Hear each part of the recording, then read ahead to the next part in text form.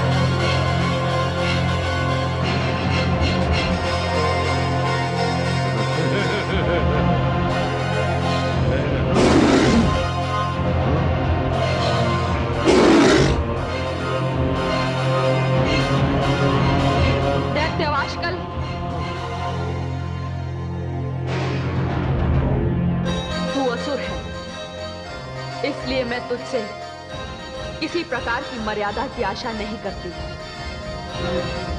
तू अपने स्वामी की आज्ञा से उसके काल के दर्शन करने आया है, तो जाकर अपने स्वामी से कह दे, उस अज्ञानी दैत्य को मैं संग्राम में समाप्त कर दूंगी। इस रोष और आत्मविश्वास के साथ तुम मेरे स्वामी महिषासुर को देखोगी तो कदाचित बात भी नहीं कर पाओगी। मूर्ख असुर, अपने स्वामी से कह दे कि शक्तिशाली होने का अर्थ अत्याचारी और अन्यायी होना नहीं होता। इस समय तुमसे वार्तालाप करने की मेरे स्वामी की आज्ञा नहीं है। इस समय अपने स्वामी को केवल तुम्हारी सूचना देने जा रहा हूं। जा, किंतु इतना स्मरण रहे, जिसे तुम लोगों ने अपना स्वामी बनाया है वो काल के पंजों के बीच फंसा हुआ है। इस समय उससे संबंध विच्छेद कर लो, नहीं तो तुम मारे जाओगे।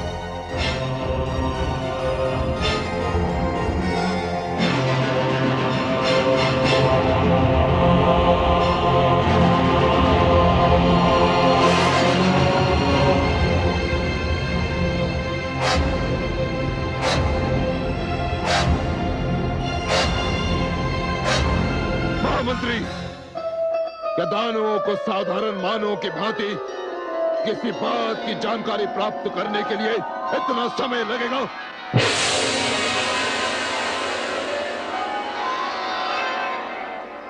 दैत्येंद्र की जय हो। तुम आ गए वाशकल, क्या समाचार लाए हो? क्या तुम्हें उस गर्जना और अट्टहास का कारण दिखाई दिया? हाँ दैत्येंद्र, वो एक अत्यंत सुंदर स्त्री है। उसका रूप मन को मुग्ध कर देने वाला है। वो यही पर्वत क्षेत्र में एक मंदिर में विराजमान है। आश्चर्य, घोर आश्चर्य। एक सुंदर मनमोहक स्त्री में इतनी अधिक शक्ति। दानव सम्राट, आप तो स्वयं शक्तियों की खान हैं। आपके समक्ष भला कोई शक्ति टिक सकती है क्या? महामंत्री, हम उस सुंदर मनमोहक स्त्री के दर्शन करना चाहते हैं। वाशकल जिस प्रकार उसकी रूप की प्रशंसा कर रहा है, तो फिर हमें भी उसके रूप का सम्मान करना चाहिए। जब इस संसार की समस्त सुंदर वस्तुएं मेरे अधिकार में हैं, तो फिर इस संसार की सर्वश्रेष्ठ सुंदरी भी मेरे अधिकार में होनी चाहिए। जाओ और उसे यहां लेवा लाओ। जाओ। दानव सम्राट, ये कार्य इतनी सरलता से नहीं हो सकता। वो स्त्री सिंहवाहिनी है, अस्त्र शस्त्र से सुसज्जित है। उसके रूप और तेज के समक्ष आंखें नहीं टिकती। दानव, सम्राट महिषासुर का सामना कोई साधारण स्त्री नहीं कर सकती। ऐसा लगता है प्रकृति ने उसे मेरे लिए भेजा है। जाओ और आदेश का पालन करो। महामंत्री, ये कार्य मैं आपको सौंपता हूं। जो आज्ञा महाराज। मैं इसी समय उस स्त्री को लेकर आपके समक्ष उपस्थित होता हूं।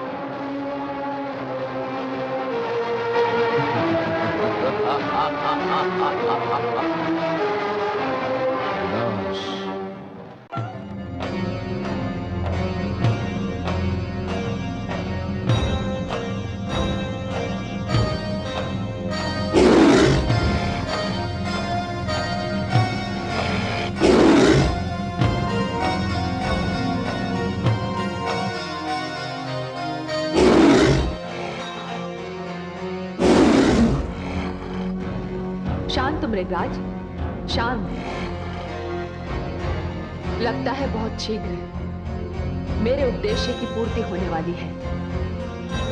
इससे पहले कि वे लोग यहां आए, आप कुछ देर के लिए अंतर्धान हो जाइए। चलो।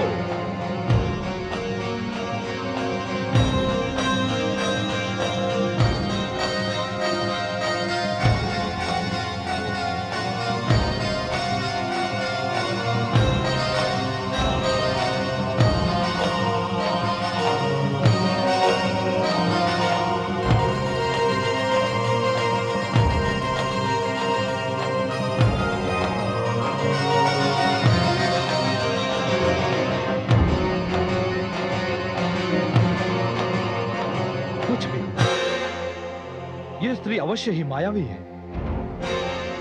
वनराज के दहाड़ने की ध्वनि तो मैंने भी सुनी, किंतु वनराज दिखाई नहीं पड़ रहे। वाशकल तो व्यर्थ में ही घबरा गया था, किंतु उसने स्त्री के रूप की जो प्रशंसा की थी वो कम थी। यहां तो रूप का एक सागर है, सागर। हे देवी, प्रणाम। मैं तीनों लोकों के विजेता देवराज इंद्र के घमंड को चूर चूर करने वाली महाप्रतापी दानव सम्राट महिषासुर का महामंत्री हूं। महिषासुर से संबंधित कोई भी व्यक्ति इस योग्य नहीं जिसका मैं स्वागत करूं। हे सुंदरी, मन को मुग्ध कर देने वाले इस सुंदर रूप का वर्णन सुनकर मेरे स्वामी महिषासुर तुमसे मिलना चाहते। महामंत्री, उन्हीं के लिए तो मैं इस संसार में आई हूं। मेरा उद्देश्य उन्हें समाप्त करके धरती का भार कम करना है। इसलिए आप अपने स्वामी से जाकर कहिए कि मुझे निमंत्रण देना अपने काल को निमंत्रण देने के समान है। हे सुंदरी, जितना सुंदर आपका रूप है, वाणी से आप उतने ही कुटिल हैं। क्षमा करें, आपकी वाणी और आपकी सुंदरता एक दूसरे से मेल नहीं खाती। मैं विवश हूं, अन्यथा आपको अभी बंदी बनाकर अपने साथ ले जाता। यदि मृत्यु की इच्छा है तो ये भी करके देखो। हे सुंदरी,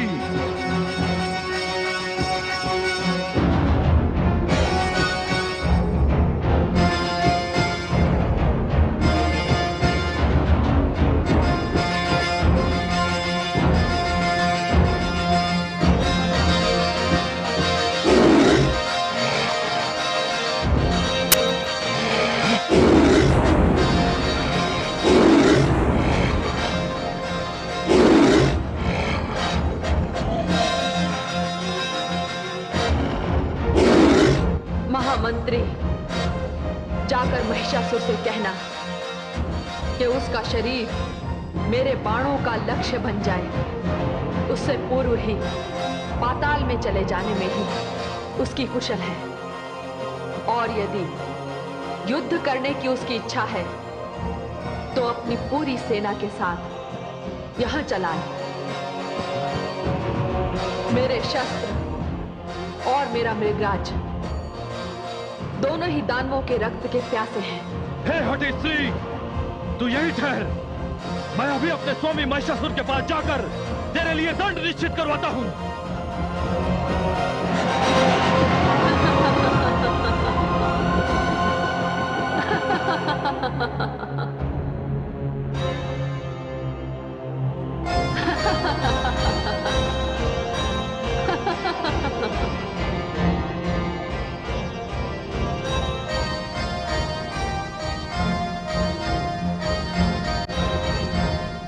दानवेश्वर की जय हो।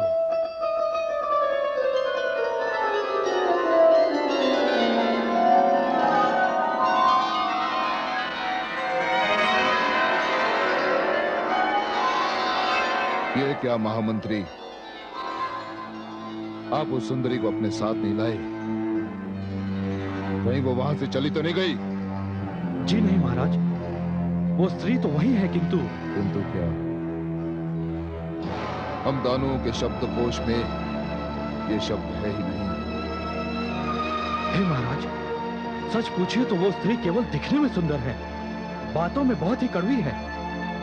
महाराज, मैंने जाकर उससे कुछ प्रश्न किए, किंतु उसने मेरे प्रश्नों का उत्तर देने से पूर्व मुझसे ही कुछ प्रश्न कर लिए। महाराज, मैंने उसके प्रश्नों का उत्तर देने से पूर्व सोचा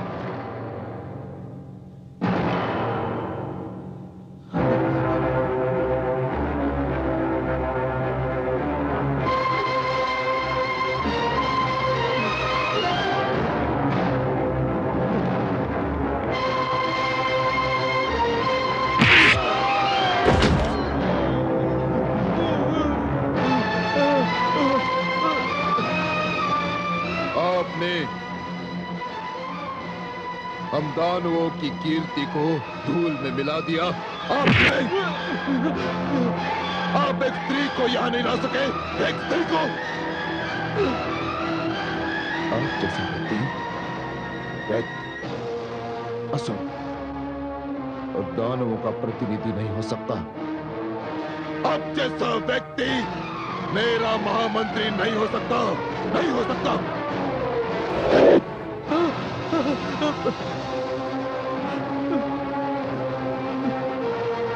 महाबली, महाबली क्षमा, क्षमा महाबली, महाबली क्षमा, क्षमा, क्षमा महाबली। महाबली क्षमा, क्षमा महाबली।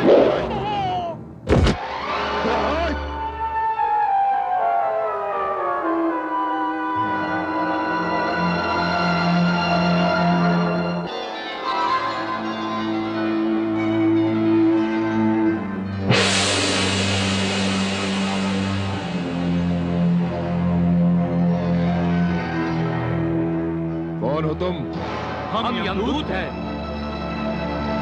आपने अपने महामंत्री का वध किया है और देह के नियमानुसार हम उसके प्राण लेने के लिए आए हैं। नहीं, तुम यमराज के दूत हो, तुम देवताओं में से हो।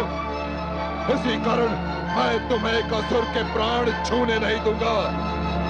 तुम जानते हो ना कि इस समय इंद्र मैं हूं। क्या मेरी आज्ञा से सारे कार्य होते हैं?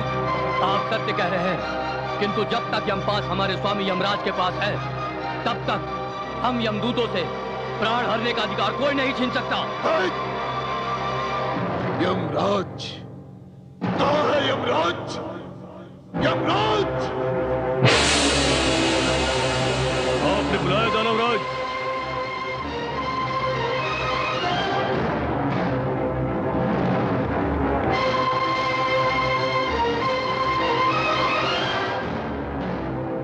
यमराज, तुम समस्त देवताओं की शक्ति और अधिकार मैंने छीन लिए थे, फिर तुम्हारा इतना अधिक साहस कैसे हुआ? आप सत्य कह रहे हैं। देवेंद्र के सिंहासन पर आप विराजमान हैं, किंतु यमपाश अब भी मेरे हाथों में है। मुझे ऐसा लगा कि ये अधिकार अभी भी मेरे पास ही है। तो फिर आज से मैं ये यमपाश तुमसे छीन रहा हूं। ये अधिकार भी आज से मेरा हुआ।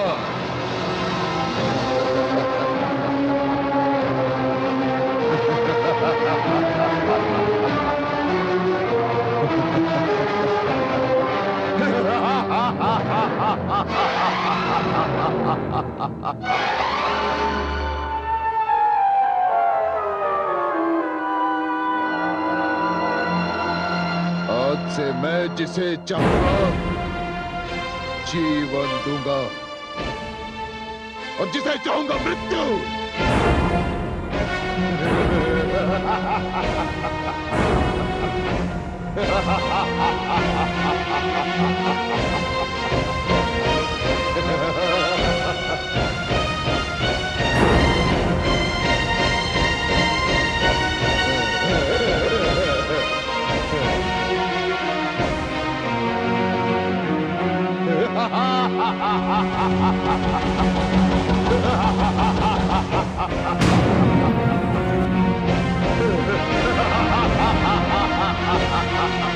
चमत्कार!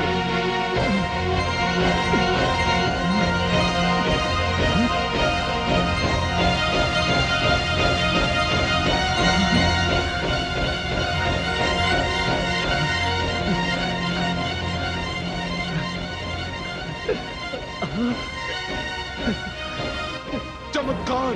यह तो चमत्कार हो गया।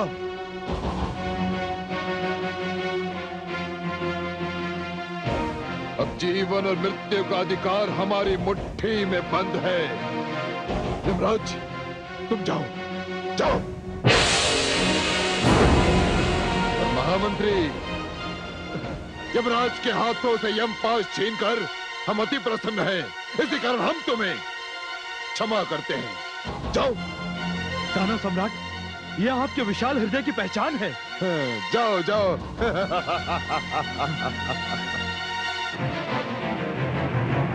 उग्रास्य, दानववीर उग्रास्य, तुम उस स्त्री को मेरे समक्ष ले आओ। यदि वह आने में आनाकानी करे तो उसे बलपूर्वक उठा लाओ।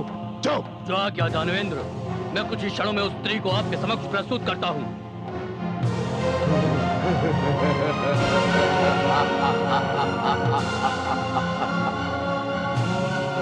विनाश।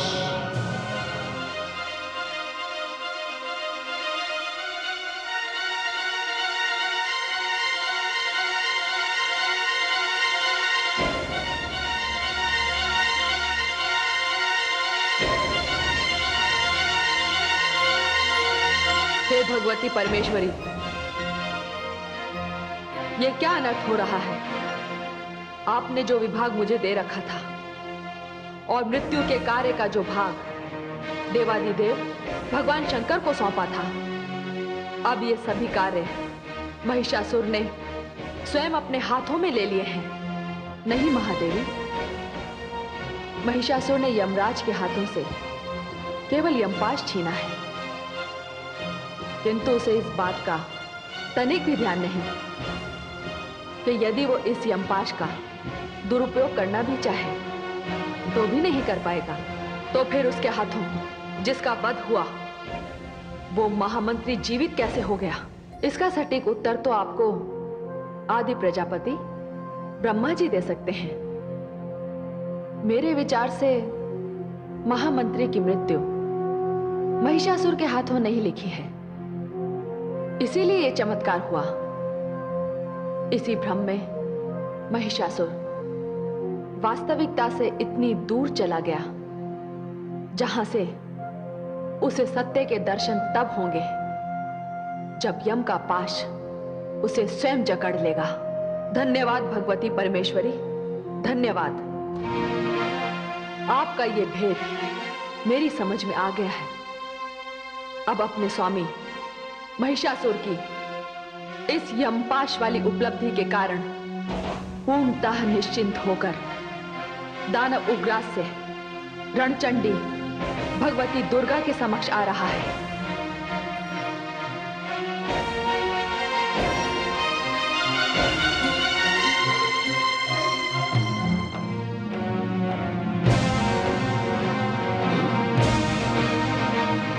स्त्री,